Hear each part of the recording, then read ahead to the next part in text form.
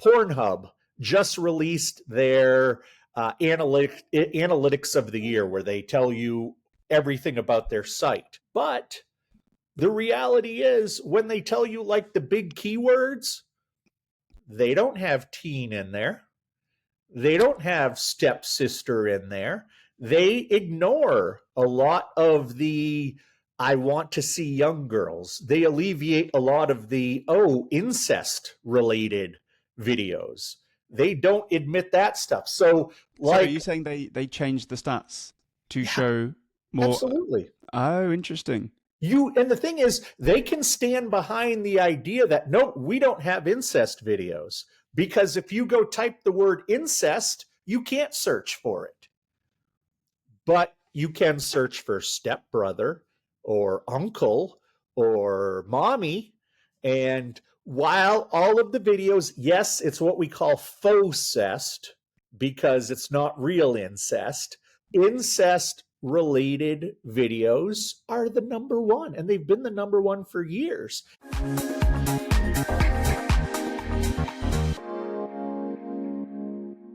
Hey there, welcome back to Good for the Hive, the podcast where I get to speak with some inspiring guests to share their life lessons and take a look at the question, what is a good life? I've recently taken a little bit of time out to move house, get married, but now I'm back here to create some more content in this little hobby of mine. Most podcasts don't get past episode 3. Podfade usually kicks in before episode 8, and you're in the top 1% if you can get to 21 episodes. So this is episode 18, so let's see how far we can push this. Today's guest, Joshua Shea, is a porn addiction coach, a betrayal trauma coach, and an author. We talk all about how Joshua found his way to this career, how surviving porn addiction and alcohol addiction in his personal life have made him become an even better coach, and why you may want to think twice next time you switch on incognito mode. If you enjoyed the conversation, please do give it a like and share, and if you're new around here, do subscribe. All the new likes and subs we get help to continue to grow the channel and attract inspiring guests just like Joshua. Let's jump into the episode. Joshua Shea, welcome to the podcast. Thank you very much for having me, Alex. I appreciate it. Good stuff. We've got so much ground to cover tonight, but I really just want to start with the first question that I ask all my guests. What is a good life to you? A good life to me is one where I don't have much fear. A good life to me is one where I don't have a lot of anxiety. A good life to me is one where I feel like I'm giving more than I'm taking. My definition of good life has radically changed over the years, but I think it's probably at the simplest it is now, where I want to help people. I don't want to be, bothered too much. And I want to be able to hang out with the people who are closest to me. And do you feel that you're closest in your life to living a good life right now in the career that you're doing, the purpose that you found for yourself? Do you feel that you're as good as you've ever been, or there's much more to come?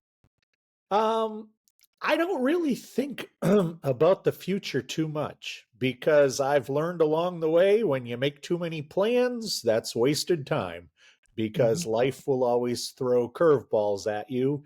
And instead of sticking to my plans, I'd rather be ready to hit the curveball. I would say that I am at my happiness now. And one of the reasons is because I think I understand my purpose.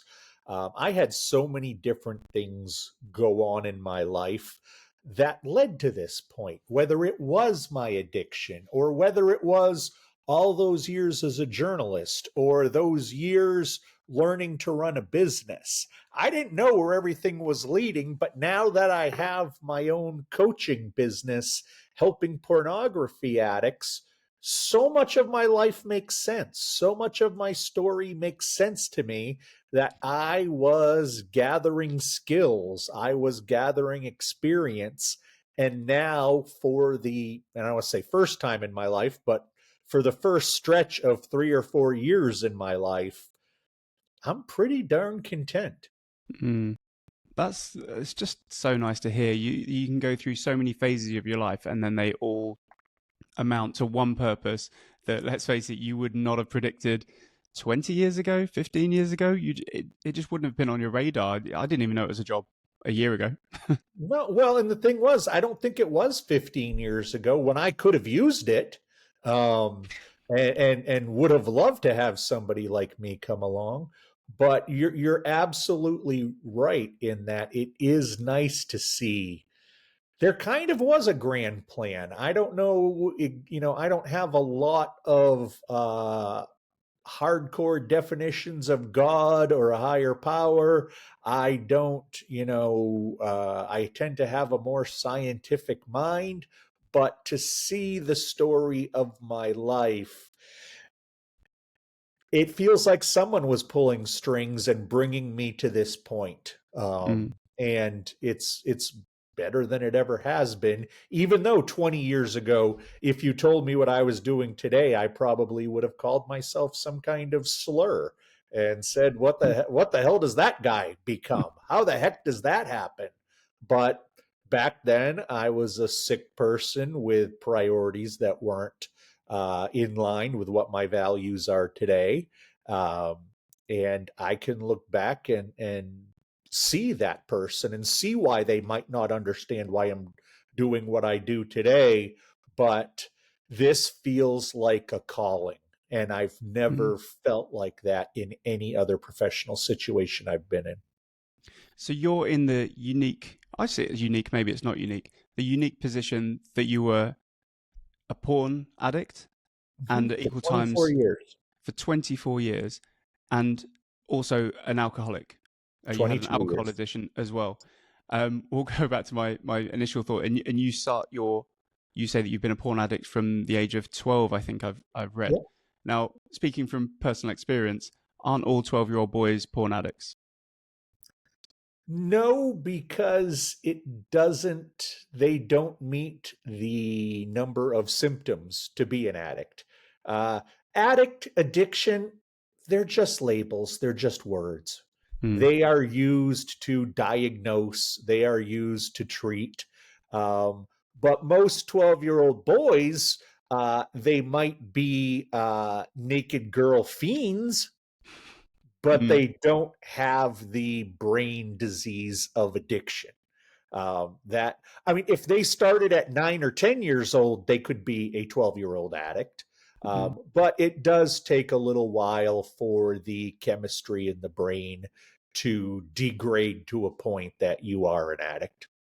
And talk me through the differences. Where do you draw the line between regular, so quote unquote, normal porn use, porn watching, etc., and an addiction? Where does the addiction, or where do the clues that you might be addicted to it start to raise their heads? And this is what people who are non addicts don't really understand, is that being a porn addict is not because you like body parts more than the next person. It's not that you like watching people have sex more than the next person. It's that while you were young, you found this coping mechanism that helped you deal with life in a way nothing else did. So you continued to use it. You did not develop problem solving skills. You did not develop the proper anxiety or stress management skills. So you develop a dependency on this stuff. You develop a compulsion to this stuff. This, like I say, disease rewires your brain. The neurotransmitters in your brain reconfigure to be one that demands the pornography, because the pornography is what releases the chemicals that make you feel good. Those chemicals are what you're after. Whether it's Mhm. porn or gambling or food or video games or whatever it is, you're after those chemicals because those chemicals give you an intoxicated feeling of euphoria. That's what you're after. It's not that I want to see more naked ladies or I want to see more naked guys. Most of my clients who have been porn addicts for 10, 15, 20 years, well, they don't like porn. They wish they didn't have to watch it. They would rather get their dopamine by hitting a button. But they know if they want to feel a certain way, they have to go watch pornography. It is not a surrogate for sex as it is for most healthy people. Um, Most healthy people are frankly just looking to get off and have a thrill. Mm. That's not the way that addicts operate. So, are there any differences between porn addiction and alcohol addiction, or essentially are they just the same things wrapped up in a different package? Exactly. I always say addiction is addiction is addiction. There are different side effects with each addiction. Obviously, smoking cigarettes, you're going to get lung cancer a lot sooner than you would if you were a gambling addict. But if you're a gambling addict, you're likely to lose your house and lose the kids' college fund, far before being a porn addict, which is going to cause issues with sexuality, often issues with relationships. So the same mechanism is at work in the brain, craving whatever your drug or behavior of choice is. But it's only the side effects that are ultimately different. Food addiction doesn't take place in your stomach. Porn addiction doesn't take place in your genitals. All addiction takes place in your brain. Mm. And some of these side effects, I'm going to skip ahead a little bit.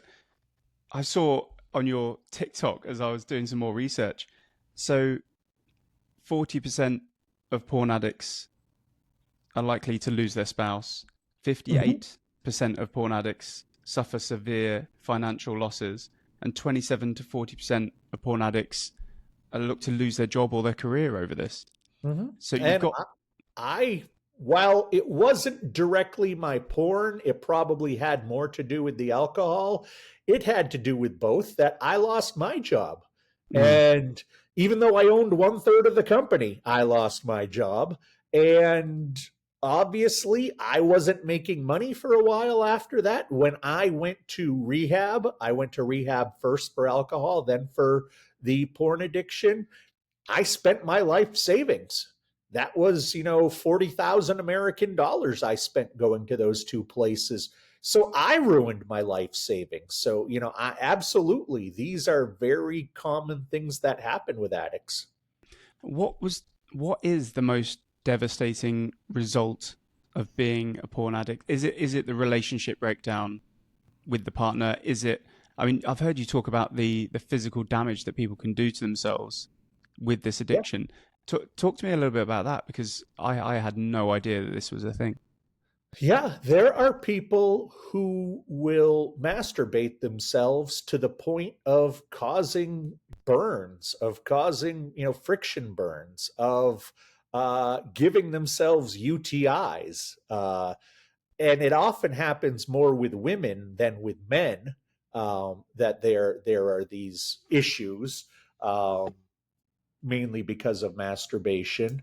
Mm, But yeah, there can be. I have people who do use sometimes 3, 4 times a day talk about how much pain they are in at the end of the day, yet they can't stop doing it. I mean, I think most of us who have experienced an orgasm, knows that it's great, but also knows 3, 4 of them in a day, and you're going to be sore. And there are people who do this day after day after day, both men and women, who will put up with sores down there because they need those chemicals just to function.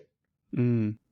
Is one of the biggest dangers the huge taboo around this addiction? Of all the other addictions, like you say, there's telltale signs. If somebody's drunk at work, you will have friends, you'll have co-workers, you'll have partners sitting them down, if they're good friends, good co-workers and good spouses, sitting them down and putting a mirror up to their actions.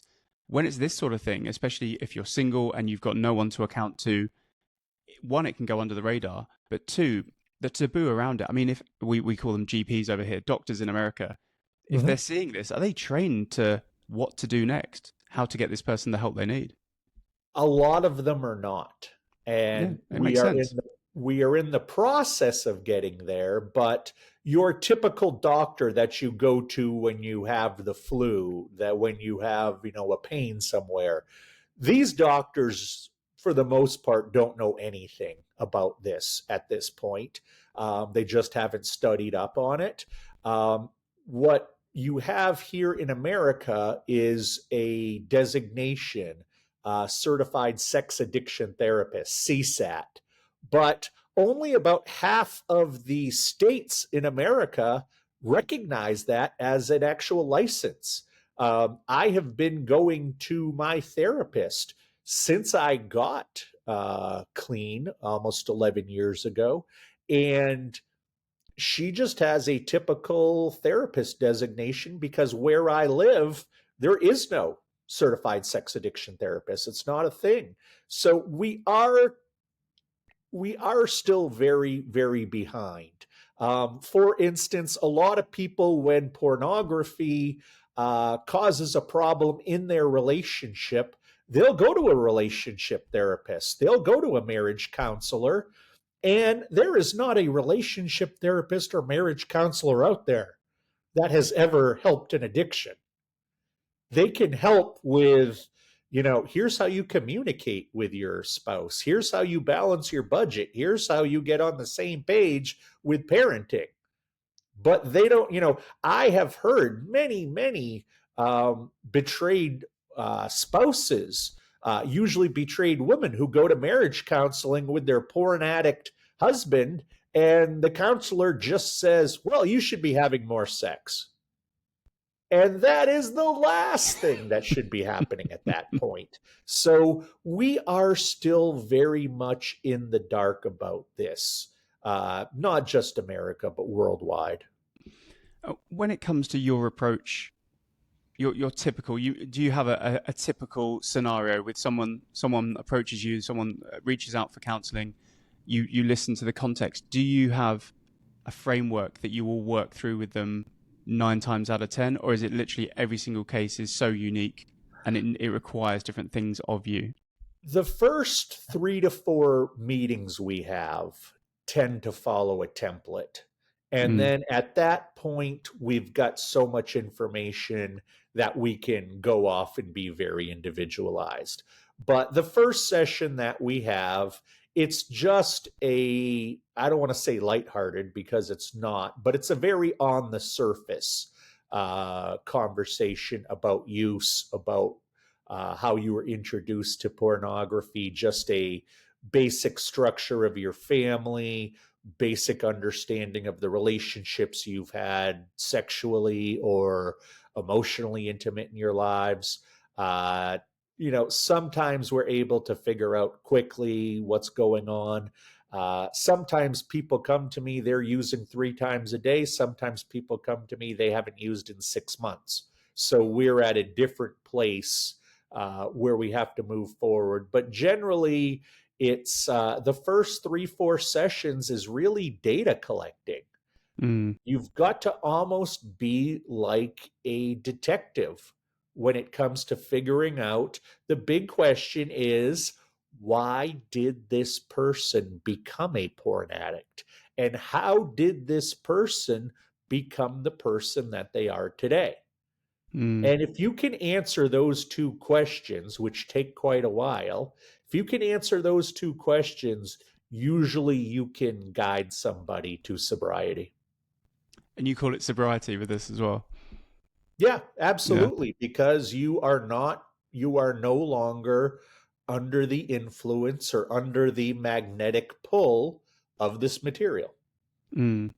I had a fascinating conversation with a lady called Bryony Kroll, who's a transpersonal coach, and a lot of what she does, and I don't want to put words in her mouth, but she would look for what she called wounds or traumas that had happened, and then there will be a protective adaptation that our minds and bodies put in place to just protect us. That's exactly what it is. It's an adaptation, and it protects us from future wounding happening again. And then, like you've just said, it turns you into the person that you have now become and that is presenting themselves to you. Yeah, absolutely. I had a client earlier today who basically, you know, athlete in school, good looking guy. He's 25 years old now. He just got out of his first relationship of a couple years because he was scared to death of females when he was in high school, when he was younger. And now that he's out of this relationship, he's scared to death to date again.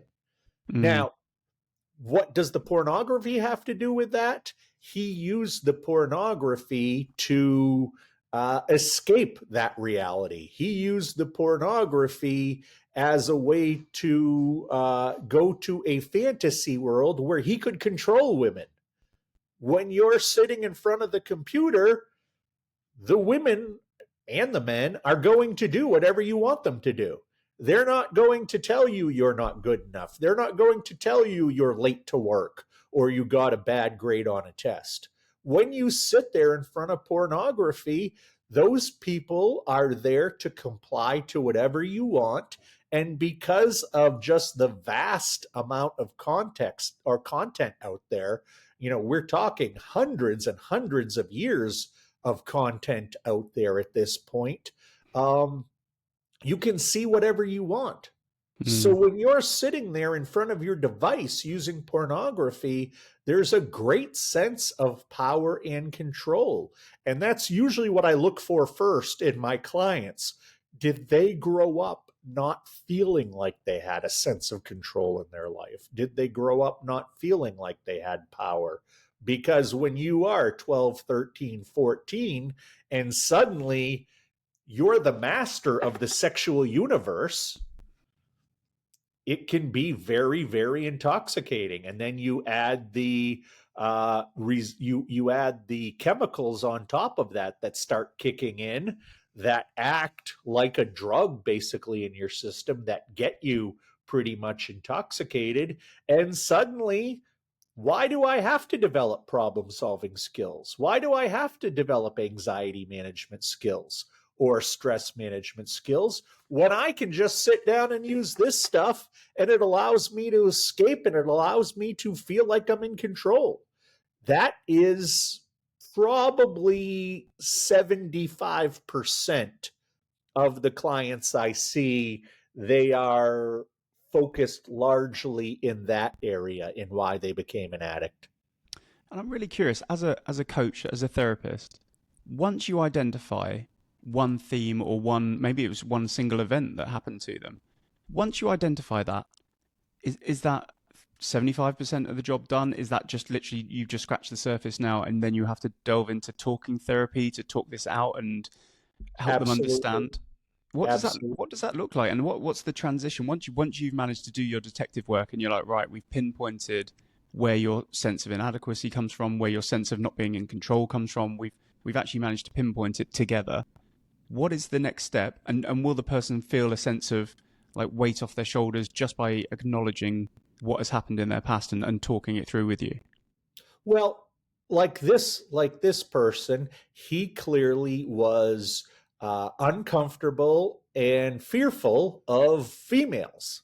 So what we're going to have to do in the near future is go back and figure out, how did this happen? Did this happen because he had stern teachers? Did this happen because of his mother? Did this happen because of girls at school? Did this happen because one random boy told him no girl's ever going to like you? Why did this happen? And then we have to figure out, where's the fallacy here? This is Mm. the narrative you've told yourself. This is the narrative that you've lived. You've lived a life afraid of women. How do we change that for you to move forward? What is it you're scared of today? That is it the same thing you were scared of when you were 12?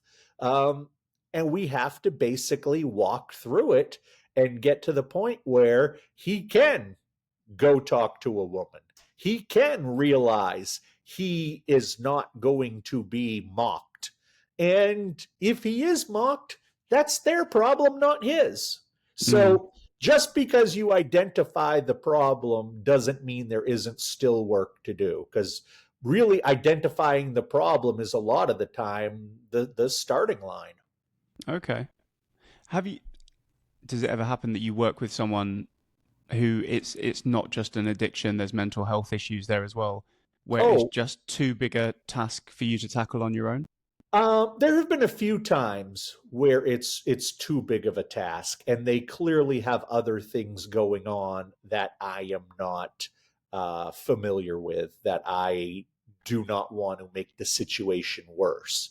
Um, However, when it comes to mental health, about half of the people in this world who are addicts have some kind of co-occurring mental health issue.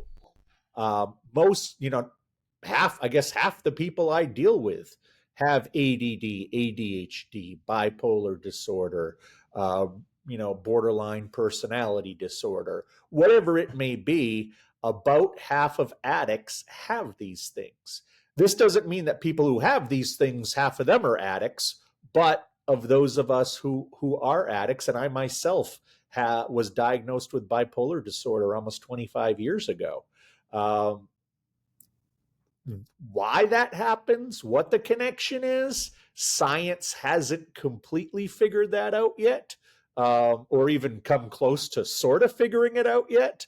But it is one of those phenomenon you see in a lot of people who are dealing with addiction, and that's every kind of addiction. And do you find your clients are more comfortable talking with you because you're so open about your own addiction? Could they I do the same thing with a therapist who was didn't have that context and didn't have that background?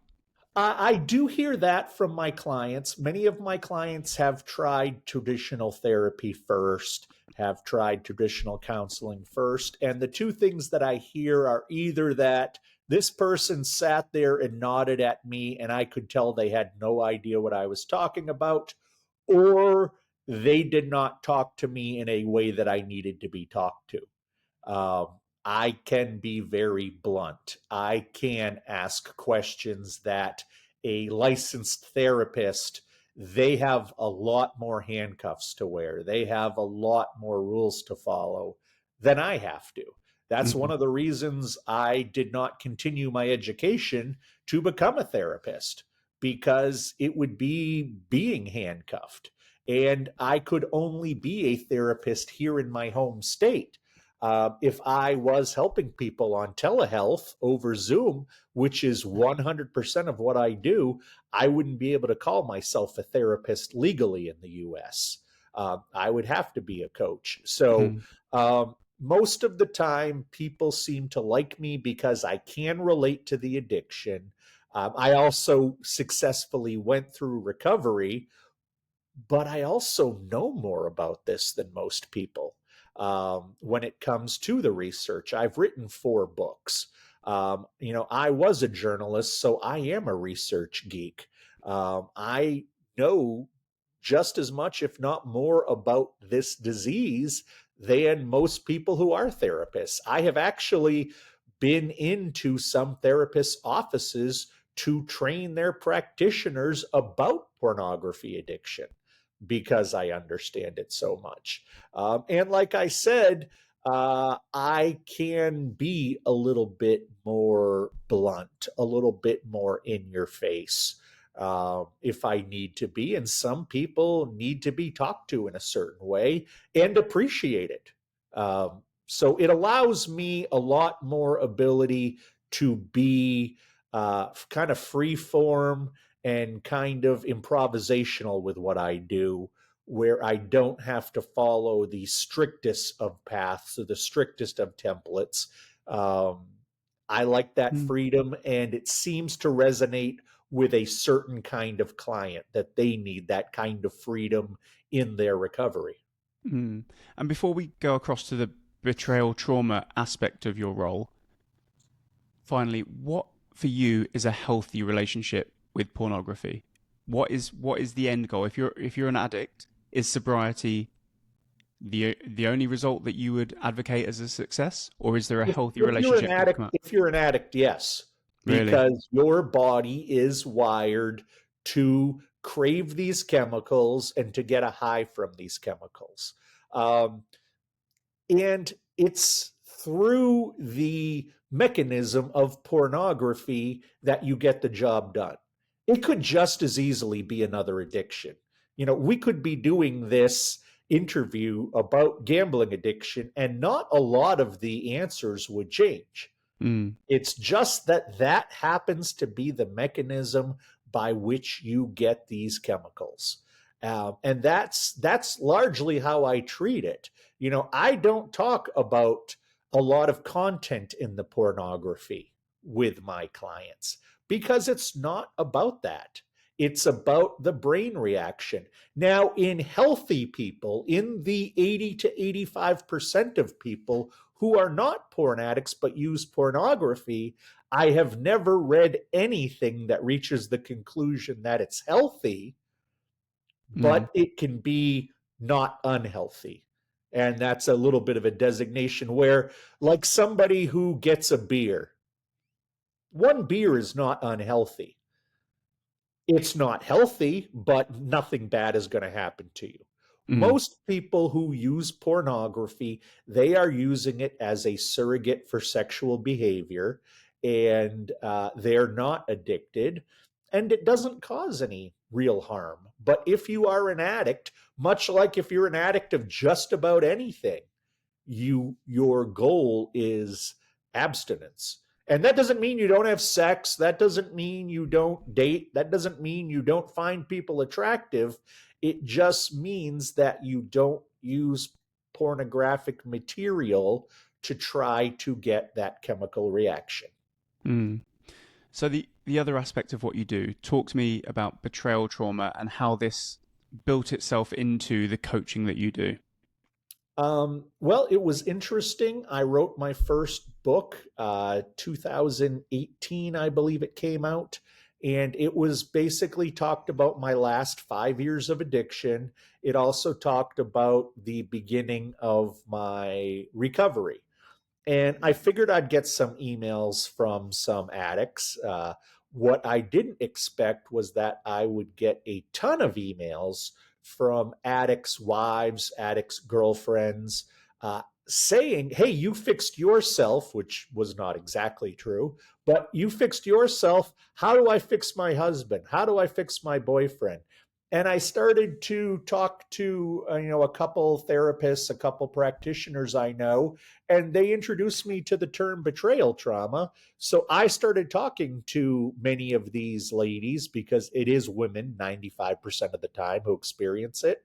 And basically, it is when you find out that your spouse or partner has been using pornography behind your back, often lying about it. Oftentimes, these situations, there are rules about not using porn in the relationship.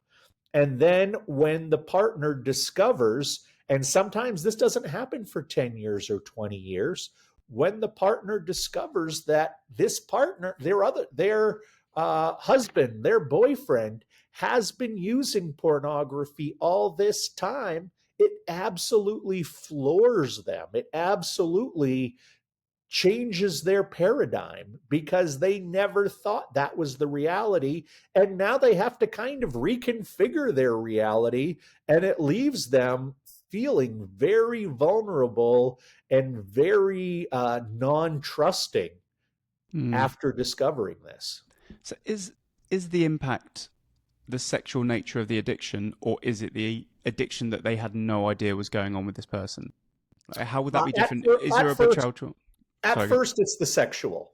Mm. At first, the first reaction of a partner when they realize they've been betrayed is, "Oh my God, what did I do wrong? Why did he suddenly turn to porn? Why is he using porn now? Am I not pretty enough? Am I not, still good in bed? What's wrong with me?" When at that point, they don't realize that this guy has probably been an addict since way before they ever met. Mm. And that most of these people don't recognize that it has nothing to do with them at first. They think it's totally their fault. once they come to terms with the fact that it has nothing to do with them, it has nothing to do with the way they look or the way that they perform in bed, it has nothing to do with them, especially sexually, they then move on to the process where I usually start to see them, which is, hey, this guy lied to me. And he lied to my face, and I believed it for so long. So, how can I trust anything he's ever said to me? And how can I trust anything moving forward? That is usually when people come to me. And once we start, talking about this, right on its heels is the idea of, well, what do I do now? You know, Mm. if you've been dating someone for 2 or 3 weeks and you find out they're a porn addict, you can walk away. What happens if you've been married for 20 years? What happens if you have kids? What happens if you have a mortgage? What happens if you have a 2 income household? You can't just easily walk away. You can't just easily untangle that. So, what do you do at that point? Do you have to push this guy into recovery? Do you have to, just put up with it? Do you have to leave him? There aren't a ton of options, but they're all very difficult to figure out which to do. And I tell my clients, I'm not here to tell you to stay together. I'm not here to tell you to break apart. I'm here to get you to do the best thing for you. And you're going to decide what that is. And in your experience, do you think talking with a coach, talking with a therapist, gives the relationship more of a chance, or there will? Absolutely, Yeah. 100%. I would say just the fact, and I am also, along with being a porn addiction coach and a betrayal trauma coach, I am what's known as a therapeutic disclosure specialist. So I can take them through the disclosure process, which involves talking about what happened, asking questions, giving statements about how it felt, writing apology letters, creating new boundaries. I have this system in place for couples who need to do that kind of work and who are willing to do that kind of work together. And I always share with them the same thing. The fact that both of you showed up shows that you at least want to try to make it work. And in 5 years, I've probably led 30 clients through this system. It's 8 to 10 sessions. I've probably led 30 sets of clients through it. And I think only 2 or 3 have ended up divorced or broken up.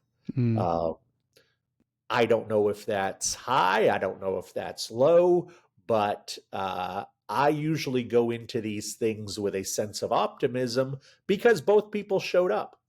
Mm. It feels like from the outside, you've got two individuals who are almost on different wavelengths, and your job is to at least give them the opportunity to talk in the same language and to understand what each other is going through, and then see what happens from there. Like you say, it's beyond your scope. Yeah, yeah, exactly. I tell people I'm not a marriage counselor. If you want me to teach you to be a better parent, you better teach me first.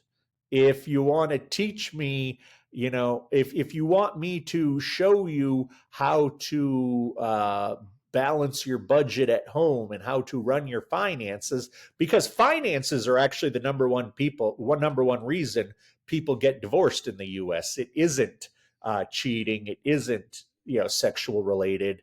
But I don't know anything about that. So I'm not going to help you there. If you want to know how to manage your autism as a porn addict, I can't help you there. I don't know enough about it.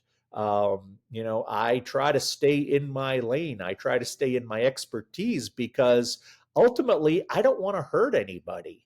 And there are a lot of practitioners out there, especially young ones, who will take on stuff well outside their scope just because they have to keep the lights on, just Mm. because they have to keep the business going. That's one of the reasons I work from home, is so I don't have the kind of overhead where I may have to branch out into things I'm not as comfortable with. I don't want to do that. If I want to do that, I'll go learn about those things first. I try to stay in my lane, and I try to be very honest with people when they start veering outside my lane. Mm. And the work that you did, you mentioned, was it telehealth or something like that? So all of your interactions, or vast majority of your interactions, are via Zoom calls like this. Yeah, I've never even had a client in my own state. Oh, really?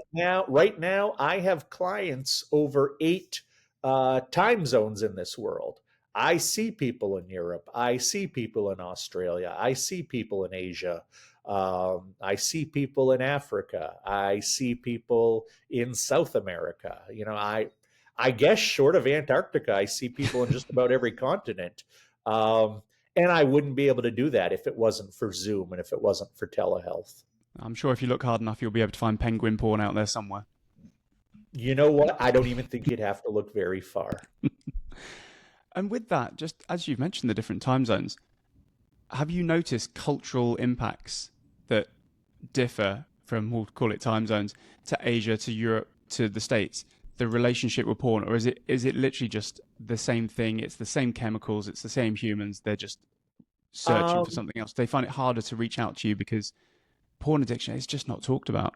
the most interesting thing is that women are far more willing to talk about this in America and in Africa. Um, Okay. Despite the fact that porn is illegal in some African places, in some African countries. I find that I get more women from the US and from Nigeria, Kenya, Sudan than I get anywhere else in the world. I don't know exactly why that is, but that's a big difference. Um, Aside from that, it's mainly the same. It's Mm, mainly the same around the world. Um, People using. Some use really graphic, hardcore pornography. Sometimes they need a VPN to get to it. Some people use really soft core, nothing worse than Instagram pornography. And that's all over the world. When I sit down and talk to somebody, looking at them, I have no idea where they are. Looking at them, I have no idea what exactly their issue is. Um, it's largely the same place to mm, place. Like I said, the only difference I see is that women are willing to admit their porn addictions in America and Africa easier than other parts of the world. mm. I was watching, almost addicted to some of your TikToks, and like just shocked at each one as I went through that the facts were coming out in the stats. The future of porn. On one of them, you mentioned that there's going to be some disturbing trends in porn at all times, so we shouldn't act too shocked about this. But one of the ones that you mentioned was it Instagram or TikTok, where girls would be fake breastfeeding so that they could get around the content features of that platform. Yeah. What? What? Which as a business person, I love that you found the loopholes. Applaud, I clap. do Well done, well respect you done. found the loopholes in the system. As somebody who was a manipulative jerk for most of his life, I appreciate manipulating the system to get what they want. But yes, a place like TikTok, a place like YouTube does not want sexual material. Mm, However, breastfeeding is not considered sexual material. Um, and I'm sure there are people who find it sexy, but most people don't. Most people, I meet very I can't think of a single client who's been like, yeah, my jam is breastfeeding videos. It's just not something I hear. But what these women have done is they've recognized, and these are mainly internet models who want you to go to their OnlyFans site or want you to go to their website and spend money to see more. What they'll do is they'll go on these platforms and they will basically have an audio track playing in the background that is usually the same one for a lot of these ladies. That is an audio information about breastfeeding. Meanwhile, these ladies who don't look like they just delivered a baby. These ladies are 18, 19, 20 with great bodies, have never given birth. Mm. And what they will do is they will be able to take their tops off. They will be able to expose their breasts under the guise of this is educational content. So they're showing their non lactating breasts, they're showing their regular breasts, and they're holding a rubber doll. And basically, and I've been around women who have breastfed. There's actually a process to it. And these women clearly don't know what they're doing. They're just holding up a piece of rubber to their boob so people can see their boobs. So then they will go and they will buy their OnlyFans, or they'll buy them on a cam site or whatever else they offer. This is the kind of world that we live in. People want to get around the rules. People don't have the problem selling their body. And that doesn't mean necessarily like a prostitute, but they don't have problems selling their body the way that their parents did or the way that their grandparents did. So, hearing all that and what you know about some of the different trends, how do you weigh up being an ex-porn addict, but still needing to have a level of your finger on the pulse of what is out there and what is going on and different trends so you can empathize with clients? Do you know what I'm saying? Yeah, I understand. Well, a lot of it is easy now because I don't have an urge to use the stuff. I don't want to use the stuff. There have been times where I have had to look up statistics for something. For instance, Pornhub just released their analytics of the year, where they tell you everything about their site. Oh, wow. Go on. But the reality is, when they tell you like the big keywords, they don't have teen in there. They don't have stepsister in there. They ignore a lot of the I want to see young girls. They alleviate a lot of the incest related videos. They don't admit that stuff. So are you saying they changed the stats to show more? Absolutely. Oh, interesting. And the thing is, they can stand behind the idea that no, we don't have incest videos, because if you go type the word incest, you can't search for it. But you can search for stepbrother or uncle or mommy. And while all of the videos, yes, it's what we call faux-cest, because it's not real incest, but faux-cest, yes. Faux-cest. Incest related videos are the number one, and they've been the number one for years. And if you go onto Pornhub and you add up all of the videos they have where the keyword is stepmom, all of the keywords that are stepsister, if you add that up, it blows away what they claim are their top searches. So what is the one that they say is the top search? What do they put out? Can you remember? I don't know what it is. I think last year it was MILF in America. MILF. But right. it varies from state to state. It varies from country to country. I see the words now and they just kind of glaze over with me. Maybe last year Asian was higher than this year, but I don't follow it that closely. But to answer your question, to be able to prove that Pornhub was misreporting, I had to go on Pornhub and start looking up, okay, stepsister. Okay, there's that many number, write it down. Okay, stepbrother. Okay, there's that many, write it down. While I'm doing that, I do see the thumbnails of those people who are in the porn. I gotta tell you, I don't see many people with happy eyes. I see people who look very depressed, and yes, it is pornography, but I'm not using it for pornographic reasons. I'm not masturbating to it. I'm not lingering with it. Once I'm done writing that down, I'm off that site and I don't want to go back to that site. A lot of the trends I learn are from talking to my younger clients. Really?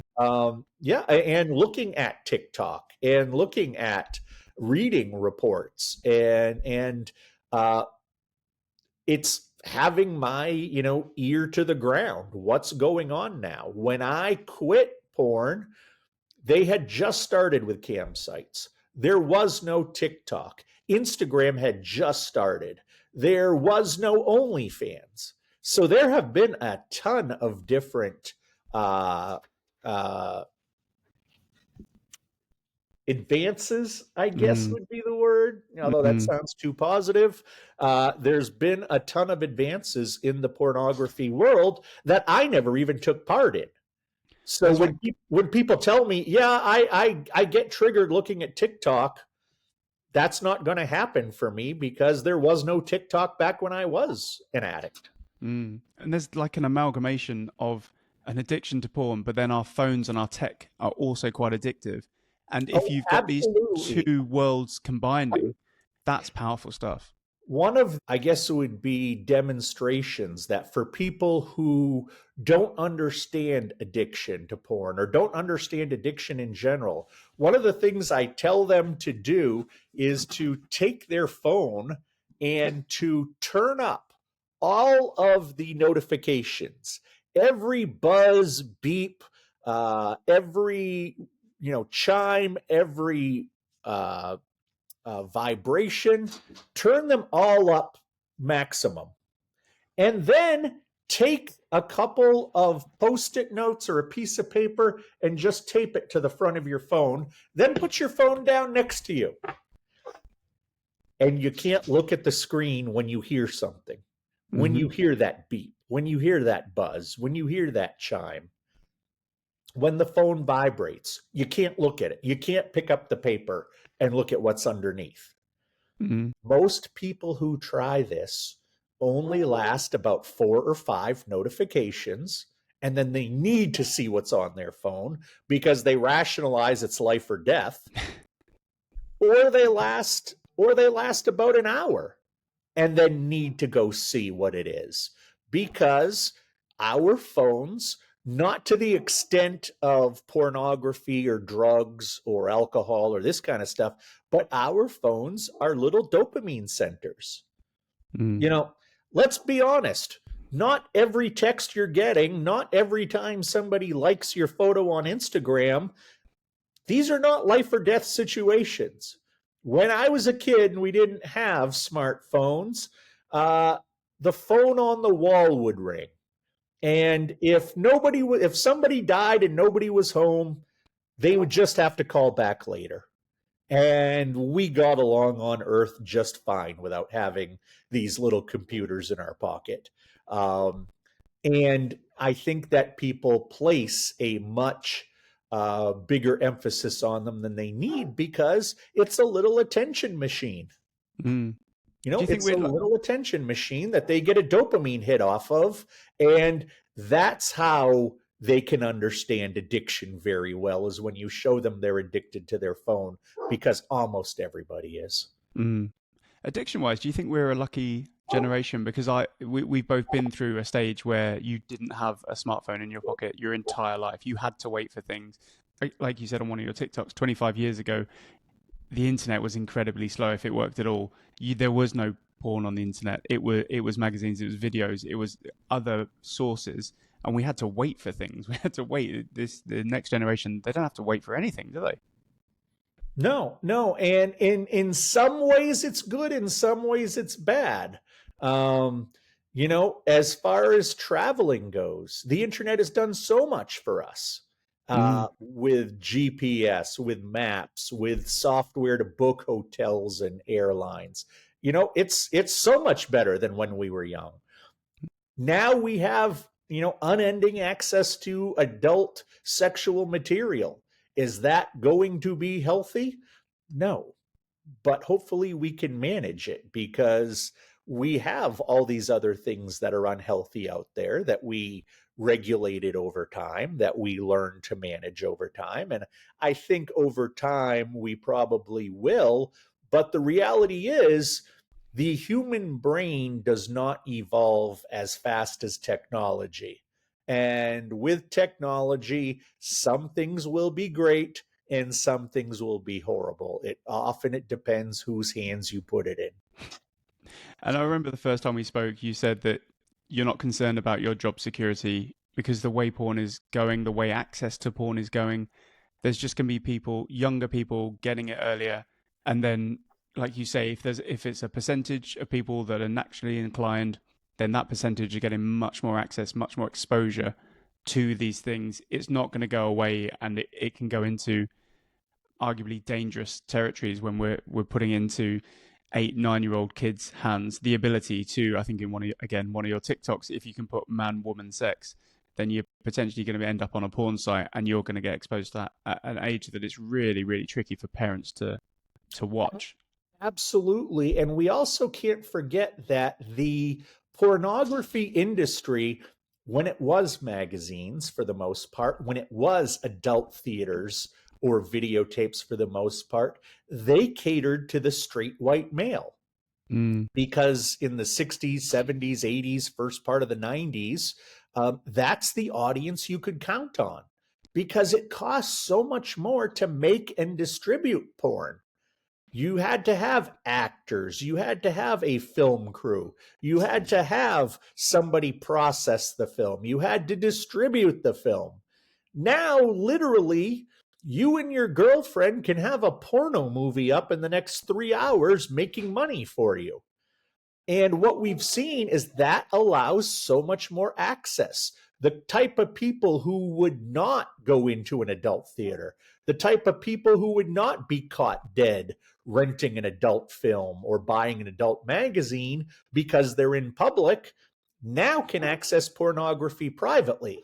On top of that, because you don't need such a large audience to make money, people are going after niche audiences. They're going after women. They're going after certain kinks, certain fetishes. They're going after different demographics of people because you don't need so many sets of eyes to make money like you once did. So, what's interesting is that when you look at statistics of porn increase growing, the two places that you're seeing it growing the most are with black men and with white women. Just below them is the religious, specifically members of the Catholic Church and members of the Mormon Church, who are accessing this and becoming addicted more than they ever would back in the day because they would have not gone and bought this material in public. But now that there are niches, now that that's such an easy access to it, you're seeing it blow up. Mm. It's just so interesting. Before we jump into the quick fire round, Josh, when you're doing your research on Pornhub, do you bother with incognito mode, or is I've seen in another one that it's completely pointless? So No, no, no, no. incognito mode's nothing. It doesn't. Does it make any difference at all? Not if you know how to get around it to find what people are doing. Oh, what? I would tell everybody that while your girlfriend or your wife or your boyfriend or your husband may not know how to get around incognito mode, it's or not know what you're doing because you're in incognito mode, it's not that difficult to figure it out if you know what you're looking for on the back end of the site when it comes to certificates and cookies and that kind of thing. But also when it comes to things like the government tracking you or the social media tracking you, everything is tracked. Do not think for a freaking minute that you are doing anything anonymously on the internet. You know, one of the things I preach to people all the time who are like, I don't want this on my social media. I don't hit like on the pretty girls. I don't follow the pretty girls. It's like, yes, but you watch them. And trust me, Mm. TikTok and Instagram know how long you're on that screen. When I do a live broadcast on TikTok where I answer questions, after I'm done, I get these analytics that tell me exactly how long people were on there. And I can tell you, Mm. oh, well, Alex, you sat there and watched my live broadcast for 4 minutes and 58 seconds, even though you don't realize that you're being tracked that time, even though you may not give me a like, you may not follow me, you may not do any of that. They're keeping track, not because they want to nail you, but because they want to make money off you. Mm. And That's the bottom line. they don't care whether you're watching kitten videos or porn videos. They just want to make money off of you. That's the bottom line. I think I just started sweating on camera. Josh, it's so interesting. Was there anything before we jump into the quick fire round? Was there anything that we haven't spoken about that you thought would come up as part of this conversation? Well, the one thing that I just want to drive home that I still see a lot of is people saying, well, I can't be a porn addict, or he can't be a porn addict, or she can't be a porn addict, like there is some kind of demographic profile you have to fit. I can tell you, I have met porn addicts down to 10, 11, 12 years old. I have met porn addicts into their 70s. I have met men and more women. I have met people of many different religions, many different skin colors, many different political persuasions, rich people, fat people, thin people, poor people. It doesn't matter. Anybody can become a porn addict. You cannot disqualify yourself because of some demographic characteristic. So if you believe that you may have a porn addiction, talk to somebody about it. Don't try to disqualify yourself why you couldn't possibly be this way. Because if there's smoke, there's fire. Such an interesting way to end this. Okay, quick fire round. Let's jump into it.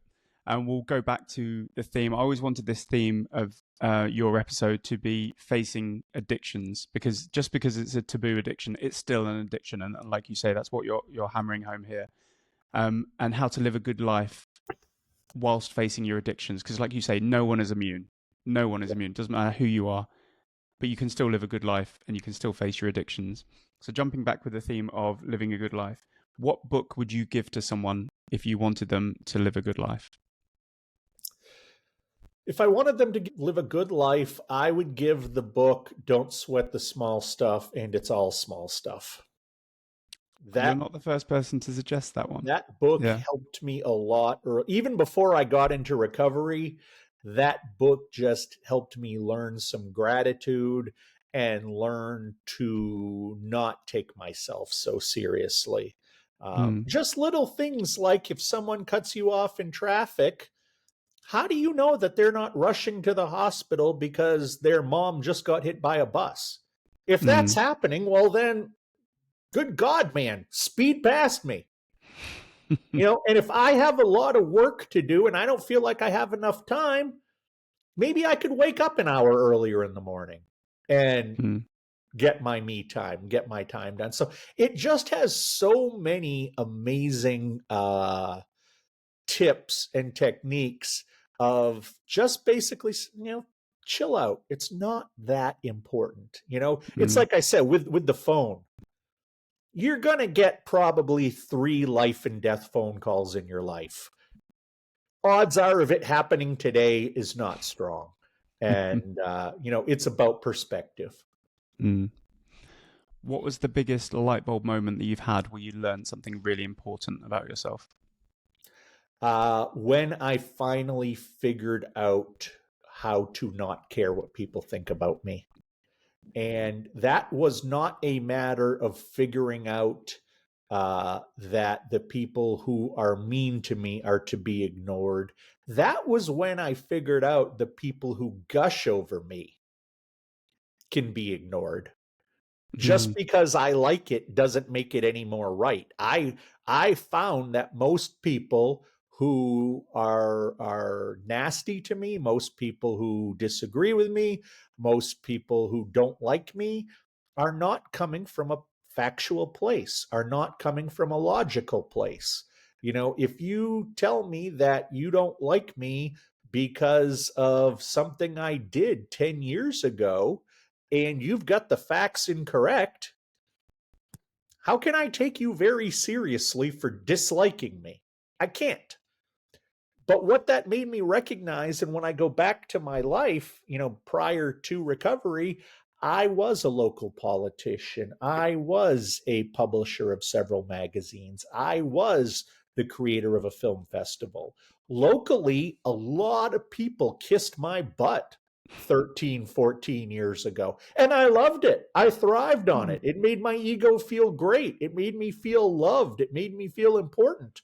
But what I had to come to realize is that those people didn't have any more facts than the people who dislike me. Mm. And I don't know 99% of these people who are patting me on the back, just like I don't know 99% of these people who are giving me the finger. And if you don't know somebody, if you don't respect somebody, how can you respect their opinion? And ultimately, in order to dismiss the people who say or thought bad things about me, I learned to dismiss the people who say good things about me too. It's nicer. It feels good. Obviously, I say thank you. I appreciate that. But when, if I'm in a TikTok live and someone says, you're doing God's work, it's like, no, God does a bit more work than I do. I'm just a dude who's helping you with your porn. And it's very nice to hear that. 15 years ago, I'd let it go to my head. Now I'm like, this person doesn't know me. This person knows me from my live, and I'm showing them exactly what I want to show them. But they can't even tell me what my favorite food is. So why do I care what they think about me? And as you brought it up, if someone's listening to this and they're undergoing internet bullying, internet trolls, that sort of thing, and it feels very much like the microcosm of their life, it's all encompassing when you're going through that sort of thing. What would your advice be to someone who's going through that in the moment? Is it that you have to throw out all external inputs, good or bad? What would you Well, say to that ultimately, person? it's that it's not your problem. If someone's a bully, they have decided to try to bring you down, to try to make you sad, to try to make you feel bad. And what kind of a person does that as a hobby? What kind of a person does that as a fun activity? People who are Mm, bullies, people who are trolls, I almost feel bad for them. There's something wrong with them. They can't assimilate. They feel they feel different, so they feel they have to act different. I've never met a really happy bully. I've never met a really happy troll. It's on them, mm, not you. And whatever they think about you, if you ignore it, if you ignore pests, most of the time they go away. mm. Of all the skills you've learned or developed, which one do you consider to be the most important? It's a great question. Probably calmness, Okay. probably contentment. Um, I don't shoot for some undefinable success. I don't shoot for some undefinable happiness. Happiness are those brief moments when you like your dinner, or when you have that orgasm, or when your kid walks for the first time. But most of life is not sad. Most of life is not happy. It's just about trying to be content, trying to be chill, trying to be okay with things. And when things aren't okay, trying to regulate your emotions and not let them get the best of you and not let them take you somewhere that you don't want to be. And yeah, I am fairly calm. I am fairly sort of zen with the world. Everybody was freaking out here about Donald Trump getting elected. And while I'm, okay saying I didn't vote for him, the sky isn't going to fall. We are not Mm, going to go back to 1922.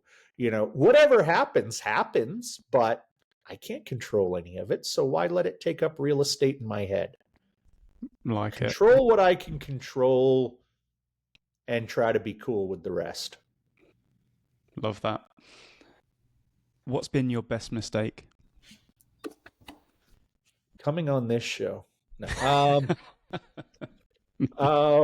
My best mistake probably was getting my wife pregnant with my son. That was Nice. not a plan, but that guy is my best friend in the world.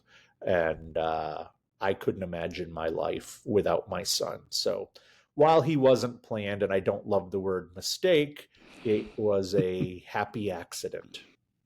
Nice. What's my next one? What keeps you up at night? All the caffeine.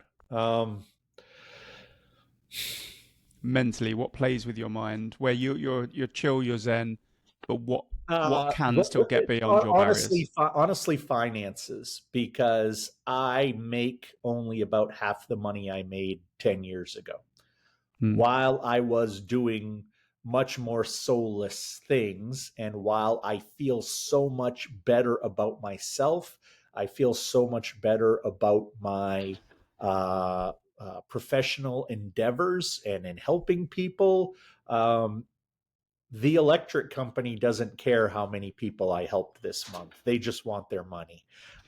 So that is challenging. You know, you and I are recording this in early to mid December. Right now, one of the things that's plaguing me is how much money will I have next week when I finally have to buy Christmas presents. Um, you know, and will I be able to pay my own bills after I get the Christmas presents? Or do I Hmm. pay the bills and then get crappy Christmas presents with the little bit that's left over? So I never had to worry much about finances before I got into recovery. That's really what keeps me up, is Hmm. making sure that my bills are paid. No, fair enough. Thanks for the honesty. If somebody wanted to take one step towards living a good life, what would you tell that person to do as that one step? Drink more water. Yeah, yeah. I'm glad you I, said water. So, recovering alcoholic, what's it? Drink more tequila. yeah, No, drink drink more more water. tequila. That Hmm. it dulls all the pain. Uh, You'll feel fantastic for a Drink more while. water, breathe in through your nose and out through your mouth at least 10 times a day. Um, Hmm. and ask yourself the simple question: am I making the healthy choice? Nice. If you That's a ask yourself the question, am I making the health, and you're not going to do it every time, mm, but ask yourself the question, am I making the healthy choice? Whether it's what you put in your body, whether it's who you spend your time with, whatever it is, am I making the healthiest choice for myself? And that's a pretty good one question guide to having a good life. mm, that's good. I'm gonna have to think about that. And finally, who in your life should we talk to next if we wanted to learn more about living a good life? Uh, Absolutely, Coach Jay. He is a much better betrayal trauma coach than I am. He's a good friend of mine. We were trained by the same organization to be betrayal trauma practitioners. Um, he's on TikTok as well. You can find him at Coach J. He has a way of speaking and a way of explaining things that I wish I did. He's just so good at this stuff. I like that you spread the love. That is great that you can acknowledge it and you're in it together. Yeah. And you've led on nicely to socials. If well, firstly, Josh, thank you so much for your time again this evening. It's been fantastic. I can't wait to start editing this one down. Before we jump off, if people want to reach out to you, if people want to work with you, where is the best place to find you on socials? Well, my website is thatcorncoach.com. Corn, not porn. Mm, Thatcorncoach.com. And you can find me on TikTok, on Blue Sky, and on Clapper, all under That Corn Coach. fantastic. And what was I going to say? It's completely gone out of my head. You were Blue about to Sky. tell me I'm the best guest you ever had. You You're like psychic as well as a coach. Blue sky. I'm starting to hear that more and more, and it's like what Twitter used to be It's back. what Twitter used to be, and a lot of people in America are worried right now because our government, as far as we can tell, is planning on shutting down Twitter next month. Or not Twitter, but TikTok. I don't know if it's Mm, going to happen, but our government is scared that the Chinese own TikTok. They're hmm afraid that the Chinese are hacking our phones. I feel bad for the Chinese person who has to go through my stuff because it's boring. Um, but they want TikTok to sell to a non or sell their American side of things to a non Chinese company. And if they don't get it done by the 19th, theoretically, they can pull the plug on it. However, Donald Trump has said he doesn't want to pull the plug on it. So it's unsure what's going to happen, but I got on Blue Sky because it sounds like that's where people are going. That's where it's a.